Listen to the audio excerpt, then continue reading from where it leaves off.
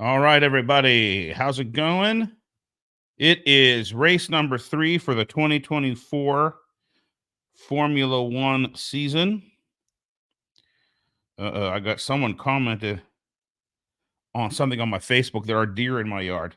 The deer in my neighborhood do not give a shit. They don't care at all. Oop. They will just hang out in your yard. They don't care. Okay, so Australia, Melbourne, Albert Park. I got my notes. Let's get to it here. We had qualifying today, and I am on the East Coast of the United States, and so the race is at midnight my time, so that's definitely a few hours from now, not more than a few. So we had qualifying, and so like I said, it's race number 3, Albert Park in Melbourne, Australia. We have two Aussies, two Australians on the grid, and that is Ricardo and Piastri. You know, they always talk about when you watch the qualifying that there's like 450,000 people who will be there throughout that weekend. And that is an incredibly large amount of people.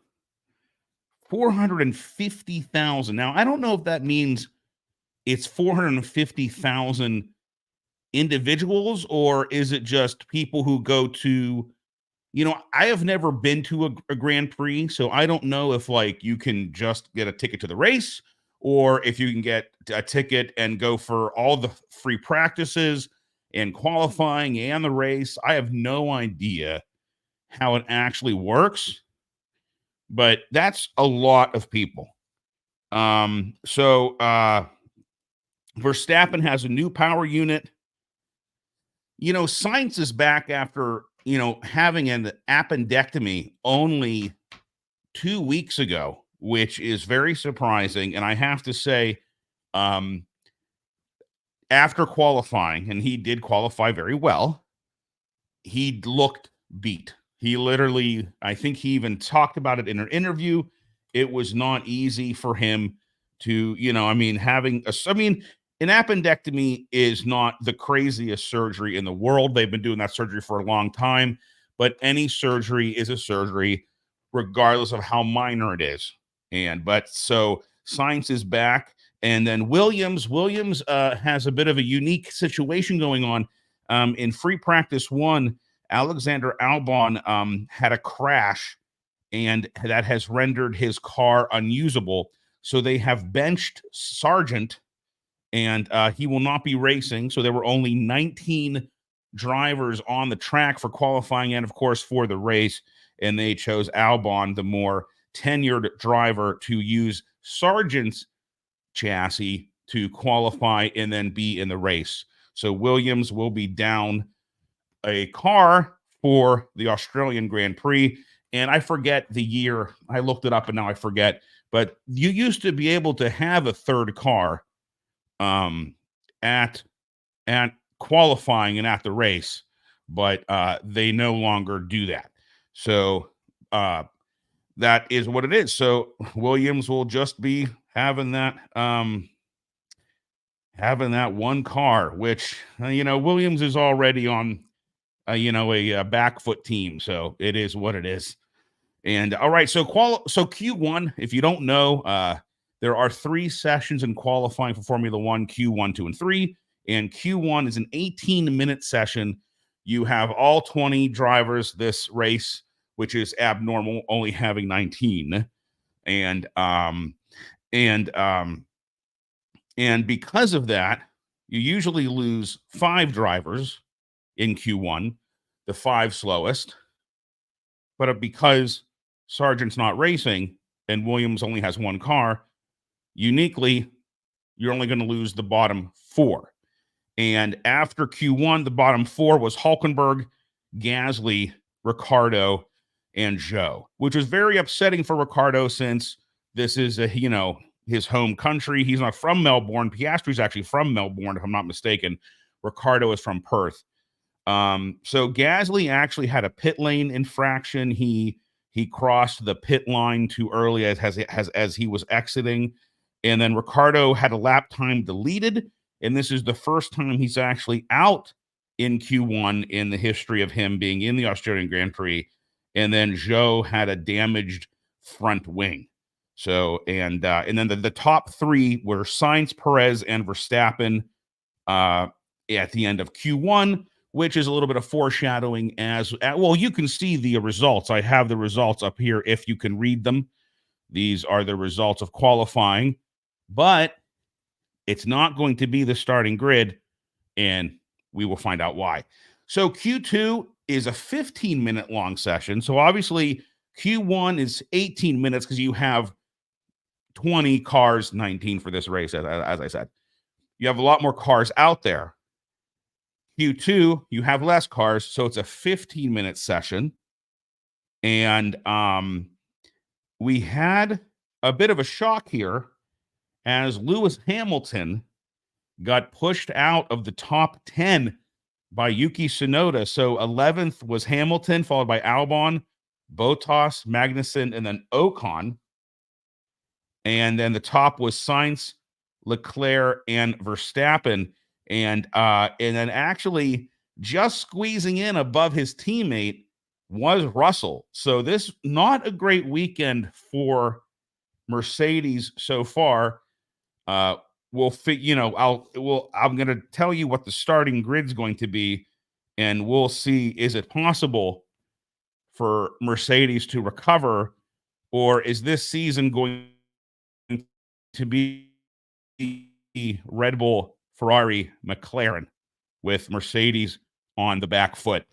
All right, so Q3, obviously, the 10-car race for pole position. It's only 12 minutes long. And guess who's on pole? My best friend. Not really. I kind of wish. But Max Verstappen grabs his third pole for this season, 3 in a row, followed by Sainz. And like I said, he looked real beat. He was sitting in a golf cart. But after qualifying and after a race, they give a little interview. It's usually a former F1 driver or someone who is involved in Formula One in some way who interviews the drivers after qualifying and after the race. Hey, how did it feel out there, Max? Is your third pole? Team radio, they might mention something about something that was said on team radio, or you look really good around this corner, and all that stuff. So Sainz got big cheers when he went up for his interview. I think, one, because Sainz, drives for Ferrari. I mean, if you had to say what's the biggest F1 team, Red Bull's the winner, but Ferrari is the iconic team. Followed by Verstappen's Red Bull teammate Perez. However, he had a grid penalty. And when we get into the starting grid, we'll talk about that. But for qualifying, he was P3, then Norris, McLaren, and then Leclerc actually abandoned his final lap. So you have 12 minutes, right?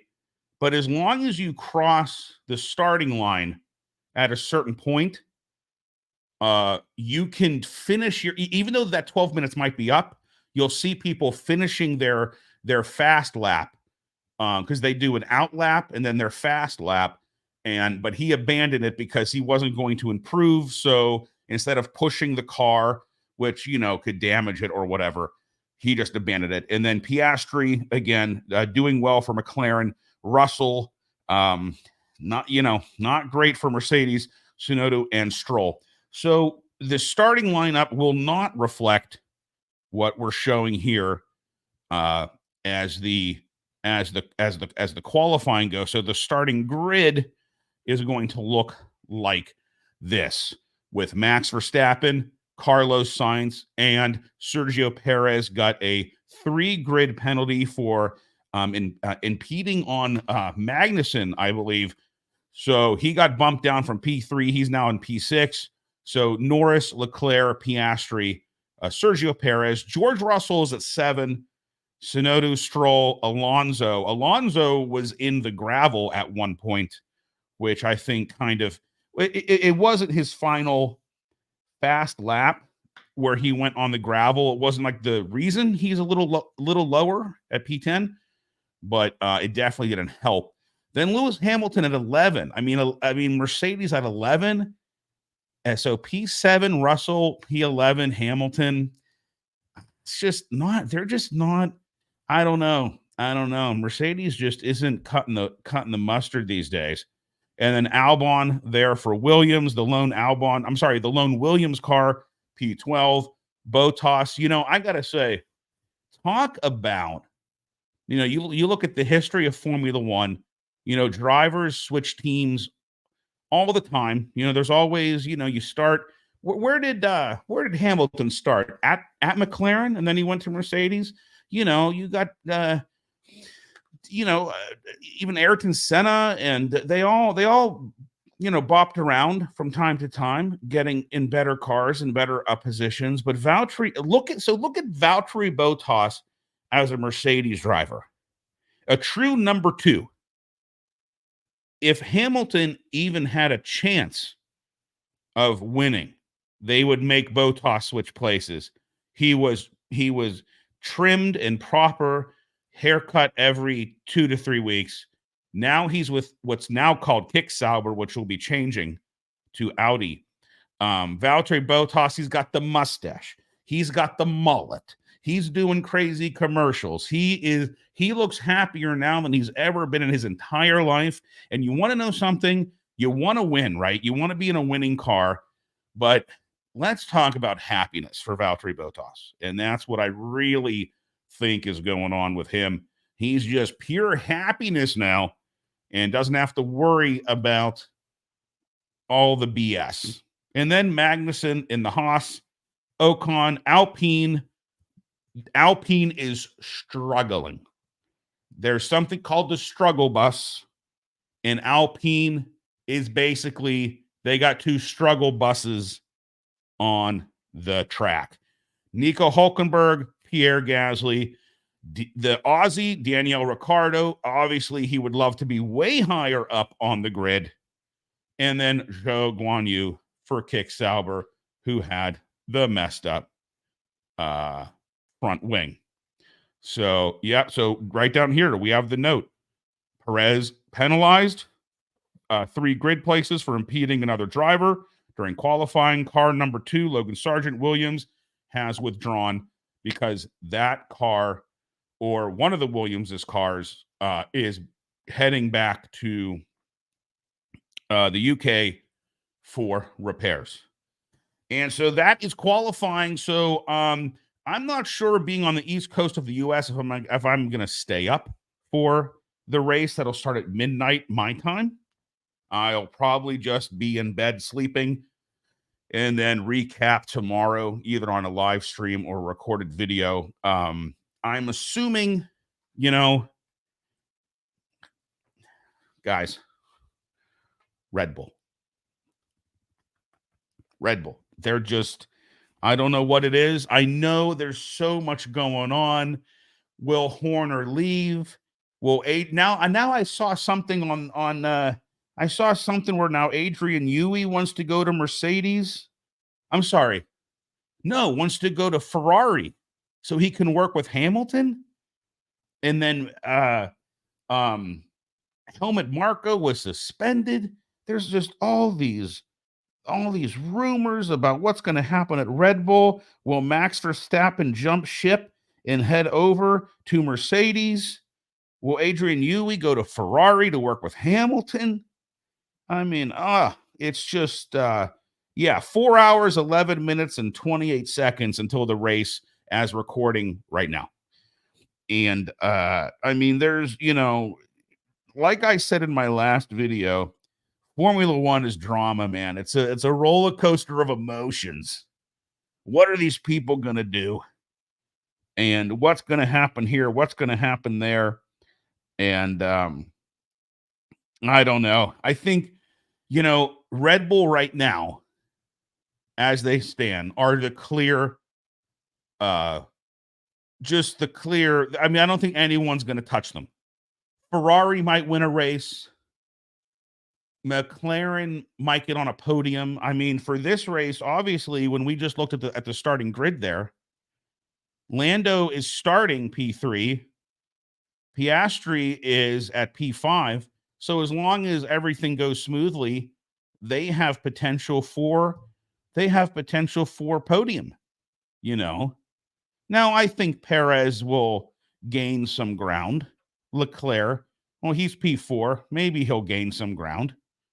You know, Sainz, the issue with Sainz is, qualifying is one thing. You go out for a warm-up lap and then what they call an out lap, and then your qualifying lap, and then you come back to the pit, and they tweak your car, you hang out, cool down. That's a lot different than going around and around and around for all those laps. I don't even know how many laps this race is. Hold on a second. Oh, it's not worth looking up. It doesn't matter. It doesn't matter. I'm concerned about his endurance after 2 weeks after an appendectomy. Now, obviously, I'm rooting for Max. Max is my boy. Number one. Where is it there? Number one. Yeah. But again, hey, Ferrari is Ferrari. People love Ferrari and all of that. So that's, guys, Australian Grand Prix, Albert Park, Melbourne. Used to be the first race of the season, and that obviously has changed. And so I will see you tomorrow. Again, I'll probably be sleeping. I was going to stay up for it, but I got stuff to do tomorrow. Tomorrow's Sunday. Sunday's like the laundry day. You got to do laundry, and you got to clean up a bit. You got to do dishes. You got to prep for the week, what's going on. So I might be in my slumber, but if not, maybe, I would love to like live stream my race reaction, but I can't